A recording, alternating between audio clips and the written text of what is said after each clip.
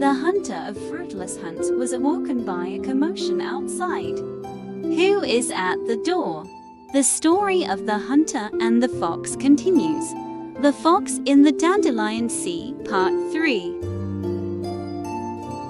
Having failed to catch the fox, I went to sleep with only tasteless boiled carrots in my stomach.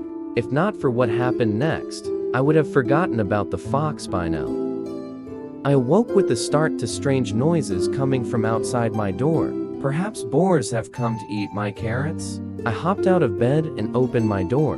To my surprise, there stood a tiny little white fox. Its fur was so white that it glowed in the dark, not unlike the way sunlight sparkles on water after filtering through the treetops. This must be the same fox from earlier. I thought again of those eyes that looked like gemstones in the water, gazing at me as if from the depths of my heart. And so I walked over to the fox, unarmed and with tired eyes. This time, it stayed still and waited for me in silence. The closer I drew, the greater in stature it became. By the time I stood before it, it had magically transformed into a human.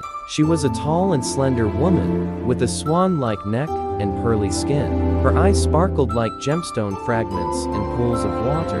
In the darkness, they seemed to shine like rays of sunlight on water after filtering through the treetops. What a beauty!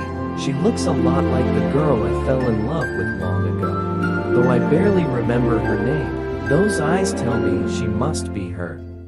I thought to myself, this can't be. Must be some type of fox magic.